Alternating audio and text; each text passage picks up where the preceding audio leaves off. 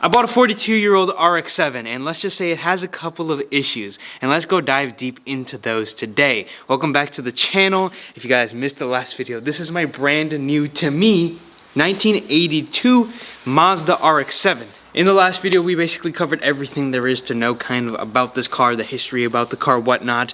But it's an old car, there's gonna be problems, and it's got some miles on it. So let's go through, run through everything that's wrong with it, pull it out, and talk about it. Starting procedure, let the car prime, hear the fuel pump running, pull the choke, get some gas into it, and now we let her warm up.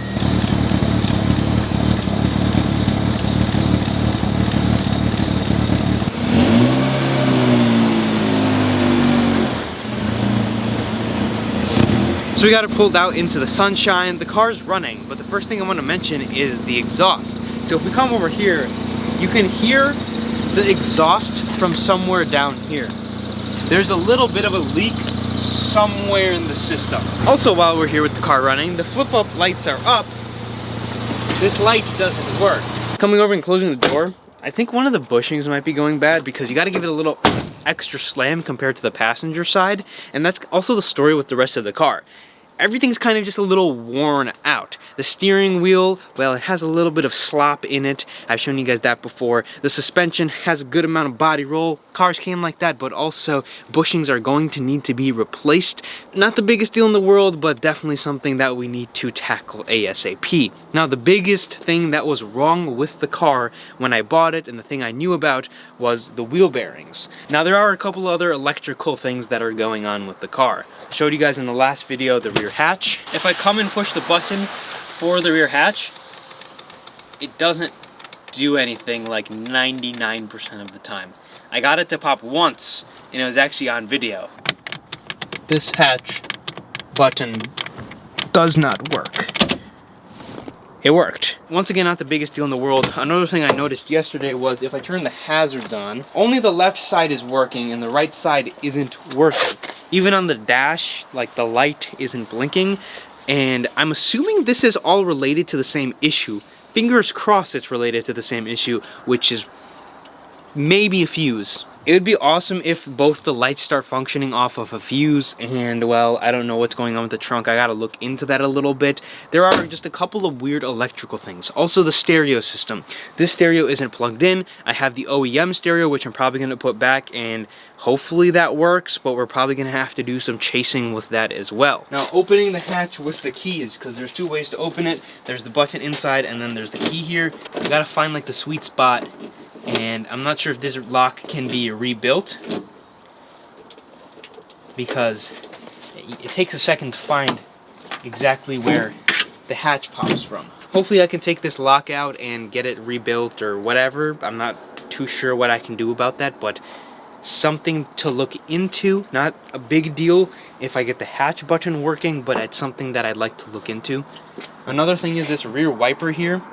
This rear wiper doesn't work. Now, there's like weird electrical points in here. There's electrical tape on this connector here all the way down. I'm assuming the wires are bad, so I probably can fix that. Now, the biggest issue, something I didn't know of when I went to go pick the car up, it's the paint. Now, paint obviously on a 42-year-old car isn't going to be in the best of condition. You guys have seen 90s Miatas, the paints are horrible. And, well, I kind of expected the same with this, except the paint is decent. But the thing about the paint is it's not original. This car was originally red. You can see in the engine bay that will pop in just a second. We come here, we can see how dirty the black is, but on the front here, you can see the paint starting to chip, starting to kind of orange peel, bubble up, and that is not ideal. Paint is very expensive. It can cost anywhere between $3,000 to $10,000 for a basic paint job. I'm not sure what I want to do with it. If I repaint the car, I'm going to repaint the entire thing a different color, most likely. A color that I want to do, a color I've talked about, which is a British Racing Green. I'm not 100% set on it. We could go back to factory red. We could keep the car and keep the history of the car and keep it black. But if I do repaint the car, I might look into just redoing the front end.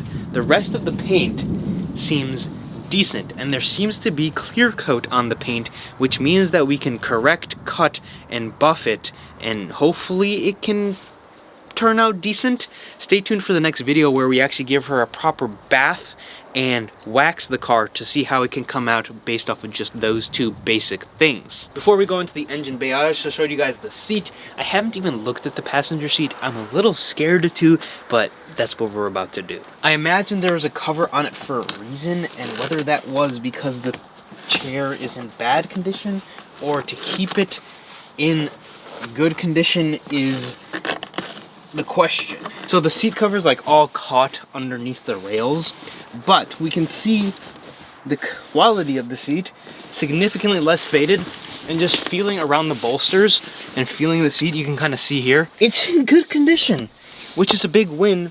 I'm not sure I'm going to keep these seats, but I'm sure I'm going to keep them for a little bit. The next video we'll take the seats out, properly look into everything, but that's a win. The engine and the engine bay.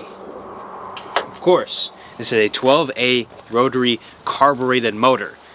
You'd think there's going to be issues with this, and there might be. So you can see right there the original color of the car. You can see the red starting to poke out just a little bit, which is not ideal, but overall the rest of the engine bay seems to be pretty stock OEM. Now these cars have something called an OMP. That's basically oil that gets fed into the motor, from my understanding. That might not be hooked up. We have to look into that. There's a couple of mysteries, and if that works, that's the question. How much premix and what percent of premix we're supposed to be using is also a question that I need to ask the previous owner, and I need to figure out myself what we need to do for the car. So we got to check all of those things. The oil was supposed to be changed about 1,000 miles ago or so. It should be pretty fresh, but we'll probably do an oil change before summertime when we go out and actually get to driving it. I also don't quite like how the battery is sitting there.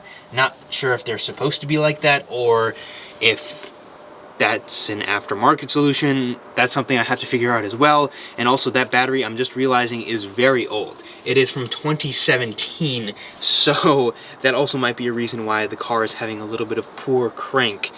Not something that is a big deal, but something I assumed was a battery related issue, and seeing that date kind of confirms it. Now this car is also running without an emission system, which isn't a problem. There's no problem with that because it is old enough to be legally running without that. These cars had something called a thermal collector. Basically that is what the header was. All the heat was kind of captured in that thermal collector before it went to the catalytic converter, and I have an aftermarket header. We have to double check and triple check to make sure my cat's not there, because if the cat is there and the thermal collector isn't there, there is a chance that the car could light on fire. I'm pretty sure it's deleted, but I haven't checked for myself. Now, the very last thing that we need to talk about, there's a lot that we've covered, but that is going to be the braking system. The brakes are extremely spongy, and I'm assuming they're going to need to be replaced. Now, this is a GLS model, which means that it has disc brakes all the way around. The GS model had drum brakes in the rear, so I guess I got lucky. This also has an LSD in the rear, or it's supposed to at least, so there's a couple of things that are nice about this car like that. The brakes are probably going to need to be redone. We're going to start off with a flush, see if that brings them back to life. We'll check the pad life, check the rotors. I'm assuming they're going to be pretty old.